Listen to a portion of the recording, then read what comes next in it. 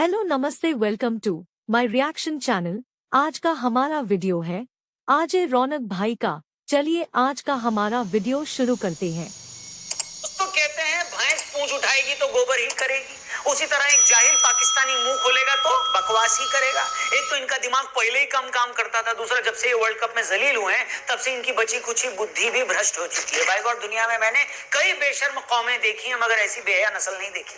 बाकी टीमें एक मैच हारने के बाद नया प्लान बनाती हैं, ये लोग ऐसे जलील हैं कि हर हार के बाद नए नए बहाने बनाते हैं। कभी इन्हें लगता है कि मैच में दर्शकों के जय श्री राम के नारे लगाने से इनके प्लेयरों की टांगे कांप गई, कभी इन बेईमानों को लगा कि इंडियन बॉलर्स गेंद में चिप लगाकर बॉल स्विंग करवा रहे हैं, कभी इन जाहिलों को लगा कि हम मैदान में दिल दिल पाकिस्तान न बजने से हार गए, और अब तो इन कबर खोदों ने हद ही पार कर दी।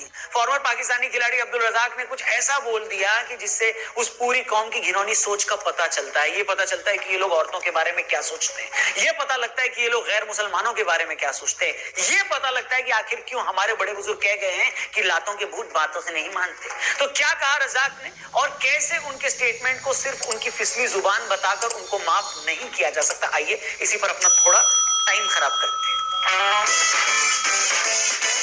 नमस्कार दोस्तों, जय हिंद, मैं हूं रौनक। कहते हैं एक इंसान लाइफ में कितना आगे जाएगा इसका इस बात से पता चलता है कि वो अपनी हार पर कैसे रिएक्ट करता है। इस लिहाज से देखें तो ये साफ हो गया है कि पाकिस्तानियों को फ्यूचर में भी जूते पड़ने वाले हैं।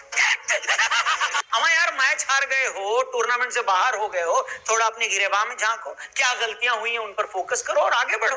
मगर नहीं, ये लहसुन के पकौड़े ऐसे हैं जो बिना जलील बात किए मानते ही नहीं। कॉमन मैन अगर बकवास करे तो फिर भी बंदा इग्नोर कर दे, मगर जब आपके इंटरनेशनल प्लेयर भी सरेआम हगने लगे तो अल्लाह ही मालिक है। पहले आप ये बयान सुनिए, फिर आगे बात करते हैं। दिखाओ भाई। अगर आपकी सोच ये है कि मैं ऐश्वर्या से शादी करूं और वहां से बड़ा नेक परहेजगार बच्चा पैदा हो, तो कभी भी नहीं हो सकता। सुना आपने? ये चूसी हुई गुठली पीसीबी को क्रिटिसाइज करते करते ऐश्वर्या राय को गाली दे।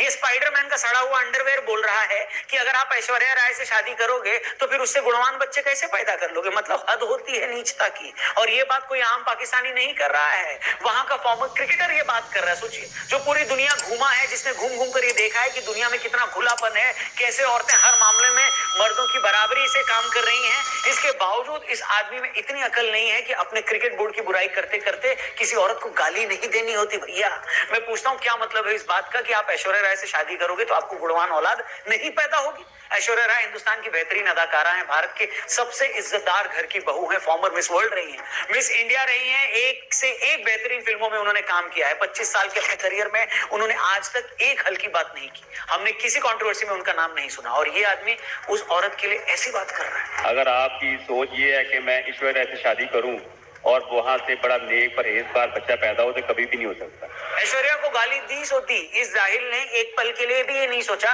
कि जब मैं ये कहूंगा कि ऐश्वर्या से शादी करके आप एक नेक औलाद की उम्मीद कैसे कर सकते हैं, तो ये बात सुनकर खुद उनकी बच्ची कितनी शर्मिंदा होगी। सच में यार, जब से मैंने ये बात सुनी है मन से यही निकल रहा है, बड़े हरामी हो बेटा। भाई फॉर्मर प्लेयर्स तो आइकन होते हैं जिनकी तरफ सोसाइटी बड़ी उम्मीद से देखती है, जिनकी कई बातों को लोग बड़ी सीरियसली सुनते हैं, क्योंकि आम आवाम ये मानकर चलती है कि भाई आप जिंदगी में इतने कामयाब हुए हैं, इसका मतलब है आपको जरूर कुछ ऐसी बातें पता होंगी जो आम लोगों को नहीं पता।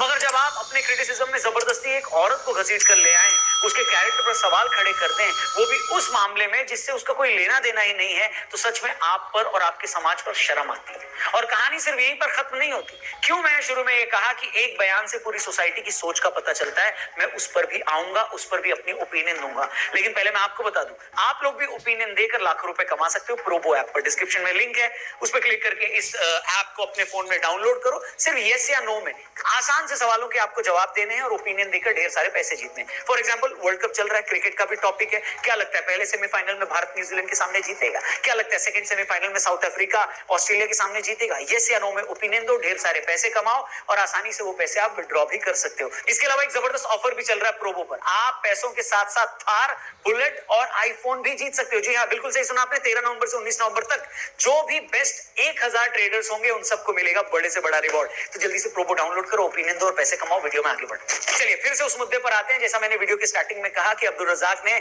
ऐश्वर्या राय पर जो कहा वो सिर्फ जबान फिसलने का मामला नहीं है। आप उस क्लिप को फिर से देखिए और नोट कीजिए कि जब अब्दुल रजाक ये स्टेटमेंट दे रहे थे, जब ये बोल रहे थे, तो बाकी प्लेयर्स के रिएक्शन क्या थे। मैं ऐश्वर्या से शादी करूं और वहां से बड़ा नेक परहेजगार बच्चा पैदा हो, तो कभी भी नहीं हो सकता। तो आपको पहले नीयत अपनी ठीक करनी पड़ेगी। देखा आपने, जब रजाक ने ऐश्वर्या राय वाला स्टेटमेंट दिया तो उसे सुनते ही हम सब शॉक्ड हो गए, मगर उस वक्त रजाक के अगल बगल में बैठे उमर गुल और शाहिद अफरीदी दोनों हंस रहे थे, उस पर तालियां बजा रहे। मतलब रजाक ने जो गोबर किया सो किया, मगर क्या साथ में बैठे बाकी लोगों को भी नहीं समझ में आया कि यार ये तो बहुत ही गलत बात बोल गया। इससे पता चलता है कि ये वो लोग हैं जो आमतौर पर औरतों के बारे में ऐसी ही हल्की सोच रखते हैं, जिन्हें लगता है कि जो भी औरत शोबिज़ से जुड़ी हुई है वो कैरेक्टरलेस ही होगी, उसका तो कोई ईमान नहीं है। ऐसा बोलकर तुमने ऐश्वर्या राय का ही इंसल्ट नहीं किया है, उन तमाम पाकिस्तानी लड़कियों को भी बेइज्जत किया है जो फिल्म या एंटरटेनमेंट इंडस्ट्री से जुड़ी हुई हैं। अरे बाप रे, ये तो धोती खोल रहा है। तुम्हारे हिसाब से अगर पेशे से इंसान का कैरेक्टर डिफाइन होता है तो फिर क्या सबसे ज्यादा पवित्र पेशा मौलवियों का होना चाहिए? मगर क्या अब्दुल रज़ाक को नहीं पता कि पाकिस्तान के मदरसों में मौलवी छोटे छोटे बच्चों के साथ कैसे घिनौने काम करते हैं? जो गरीब माँ बाप अपने बच्चों को प्राइवेट स्कूल में नहीं पढ़ा पाते, इस महंगाई में उनकी परवरिश नहीं कर पाते, वो सब इस उम्मीद में पाकिस्तानी मदरसों में अपने बच्चों को छोड़ देते हैं कि वो वहां दीन की तालीम लेगा, और इसी बात का फायदा बहुत सारे मौलवी इन मदरसों में उठाते हैं। मैं फिर दोहरा दूं, इन पाकिस्तानी खिलाड़ियों की तरह मैं इतना जाहिल नहीं हूं कि सभी को एक ही रंग में रंग दूं, मगर ये हकीकत है। खुद पाकिस्तानी मीडिया में रिपोर्ट्स हैं, हर साल दसियों ऐसे मामले आते हैं जहां ये पता चलता है कि बहुत सारे मौलवी मदरसों में बच्चों को एक्सप्लॉइट करते हैं, और ऐसा है जो कि है भी। तो अगली बार किसी घटिया आदमी का जिक्र हो ना, रज़ाक भाई उस एग्जाम्पल में उस मौलवी से भी उसे कंपेयर कर देना, फिर देखना तुम्हारा क्या हाशिर होता है। और ये बात मैं सिर्फ और सिर्फ इसलिए कर रहा हूं कि भाई किसी के पेशे से कोई पवित्र नहीं हो जाता और न ही बदनाम हो जाता है, न कोई मौलवी बन जाने से बहुत पाक साफ हो जाता है और न कोई एक्टर होने से बेहया हो जाता है। और तुम होते कौन हो एक औरत के लिए ऐसी बात करने वाले? इसलिए मैंने शुरू में कहा कि ये कौम ही जाहिलों की है। मैच हारने पर रज़ाक ऐश्वर्या राय को गाली दे रहे हैं। इससे पहले एक और चोमू हसन रजा कह रहे थे कि बीसीसीआई चीटिंग कर रही है, वो इंडियन बॉलर्स को अलग बॉल देती है, वो ज्यादा स्विंग करती है। जब मैं ये सब सुनता हूं ना तो मुझे तारिक फतेह साहब की वो बात याद आ जाती है कि एक कौम इतने जाहिल कैसे पैदा कर सकती है। आप खुद इंटरनेशनल क्रिकेट खेले हो, ये भी नहीं पता कि मैच में क्रिकेट बोर्ड खिलाड़ियों को बॉल नहीं देता, बल्कि मैच से पहले दोनों टीमों के कप्तान जो 10-12 अवेलेबल बॉल होती हैं उनमें से 2 बॉल सिलेक्ट करते हैं, फिर वो बॉल अंपायर्स के पास जाती है और अंपायर्स के थ्रू ही टीमों को बॉल मिलती है। मगर ये कतई जाहिल बात भी आपको समझ में आती नहीं। तू क्या बोल रही है? ऐसे कुछ और बंदर छाप ये बोल रहे थे कि बीसीसीआई डीआरएस सिस्टम से भी गड़बड़ी करवा रहा है। इनकी बात सुनो और फिर अपना सर किसी दीवार में दे मारना। सुनो, रिव्यू सिस्टम का अंतिम संस्कार कर दिया 6 के 6 इंडिया के फेवर में। क्या मजाक हो रहा है यार? अरे डीआरएस सिस्टम क्या तुम्हारे पप्पा का गल्ला है? क्या वो गन्ने के जूस की मशीन है जहां जय शाह बैठकर गड़बड़ी कर रहे हैं? भले ही ऊपर वाले ने थोड़ी दी है, लेकिन जितनी भी दी है उतनी अकल तो लगाओ। अरे मतलब हद है यार, पूरा टूर्नामेंट तुमने रोते रोते निकाल दिया। कभी जय श्री राम के नारे सुनकर अपनी चूड़ियां तोड़ दी, कभी दिल दिल पाकिस्तान नहीं बजाया ये बोलकर गधे की तरह जमीन पर लौट गए, कभी बिरयानी खाने के नाम पर पानी की टंकी पर चढ़ गए, कभी डीआरएस को गाली दे दी, कभी आईसीसी को बिका हुआ बता दिया। अबे चौथी फेल हो क्या? तुमने अपनी इज्जत चीनियों के हाथों नीलाम कर रखी है क्या? तुम्हारे यहाँ कुछ लोग 2 बोरी आटे के लिए शेखों के बिस्तर गर्म करते फिरते हैं, तो इसका मतलब ये नहीं कि सारी दुनिया ही बिकी हुई है। एक मैच हारते हो तो कभी अपने खिलाड़ियों को बिका हुआ बता देते हो, तो कभी आईसीसी को। अच्छा, हमको सिखा दिया है। सच कहूं ना तो मुझे तुमसे अब हमदर्दी भी नहीं होती है। मुझे पता है कि आज कुछ पाकिस्तानी थोड़ा तमीज में रहकर बात भी कर रहे हैं, वो भी सिर्फ इसलिए क्योंकि तुम्हारी टीम जलील होकर बाहर हुई है, तभी वो तमीज दिखा रहे हैं। मगर मुझे अच्छे से पता है और इतिहास इस बात का गवाह है कि तुम में से कुछ लोग इतने ओछे हैं, इतने हल्के हैं कि तुम एक आध मैच अगर गलती से जीत गए ना तो तुम फिर से क्रिकेट में मजहब को घुसा दोगे, अपनी टीम की जीत को इस्लाम की जीत बता दोगे। तुम्हारे खिलाड़ी इसके बहाने हिंदुओं को गाली देने लगेंगे। और तुम्हें एक राज की बात बताता हूँ, इधर आओ। तुम हर बात पे कहते हो ना कि ये कुदरत का निजाम है, कुदरत का निजाम है। तुम जानते हो तुम्हारी टीम 12 साल से वर्ल्ड कप के सेमीफाइनल में नहीं पहुंची है क्योंकि यही कुदरत का निजाम है। जिस ऊपर वाले को तुम मानते हो वो भी ये जानता है कि तुम्हारी सोच कितनी हल्की सोच है। उसे भी ये पता है कि तुम्हें जरा सा कुछ दे दिया ना तो तुम आपे से बाहर हो जाते हो, घमंड से चूर हो जाओगे, दूसरे को गाली देने लगोगे, दूसरे पर कब्जा करने की सोचने लगोगे। तुम्हारी इसी सोच ने तुम्हारा ये हाल कर दिया है जो आज तुम्हारी कौम रोटी खाने तक को मोहताज होगी। और ऐसा इसलिए हुआ है क्योंकि यही कुदरत का निजाम है।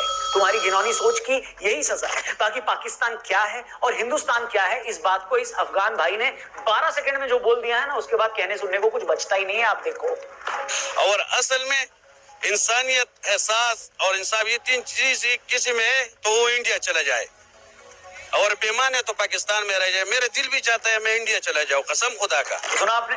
और ये वो शख्स है जो पिछले 25 सालों से पाकिस्तान में रह रहा है। इतने सालों के बावजूद ये इंसान अगर उस मुल्क को अपना नहीं समझ पाया, उस मुल्क ने हमेशा इसे बाहरी होने का एहसास करवाया, तो आप समझ सकते हो कि उस पर क्या गुजरी होगी जो उसे ये सब कहना पड़ा। बाकी और क्या कहूं, सब कुछ आपके सामने। उम्मीद करता हूं इस वीडियो में कई बातों से आप सहमत होंगे। बाकी आपकी भी रज़ाक के बयान पर अगर कोई प्रतिक्रिया है, राय है, ओवरऑल पाकिस्तान में हार के बाद जो रोना स्यापा मचा है उस पर अगर आप कुछ सोचते हैं तो कमेंट बॉक्स खुला हुआ है, प्लीज जरूर शेयर करिएगा अपने नाम के साथ। बाकी अपनी ओपिनियन देकर अगर आपको ढेर सारे पैसे जीतने हैं तो डिस्क्रिप्शन में प्रोबो ऐप का लिंक दिया, उस पर क्लिक करके इस ऐप को डाउनलोड करो। 25 रुपीज का वेलकम बोनस मिलेगा क्रिकेट से जुड़े हुए, और इसके अलावा भी कई सारे टॉपिक्स हैं। यस या नो में ओपिनियन दो, ढेर सारे पैसे जीतो। जाने से पहले हमारे चैनल को जरूर सब्सक्राइब करिएगा और वीडियो शेयर करिएगा, क्योंकि आपकी वीडियो शेयर करना हम सबके लिए बहुत जरूरी है। हम चाहते हैं ये वीडियो बड़ी मेहनत से बनती है, ज्यादा से ज्यादा लोगों तक पहुंचे। फेसबुक पे देख रहे तो हमारे पेज को जरूर लाइक करिएगा, इंस्टाग्राम और टेलीग्राम पे भी मिलिएगा। Thank you for watching. नमस्ते, जय हिंद, जय भारत। ओके फ्रेंड्स, आज का हमारा वीडियो आपको अच्छी लगी तो आप हमारा वीडियो को लाइक करिए, शेयर करिए और कमेंट जरूर करिएगा। And don't forget the subscribe. हम हमारा मुलाकात दूसरे वीडियो में करेंगे। तब तक के लिए नमस्ते, जय हिंद।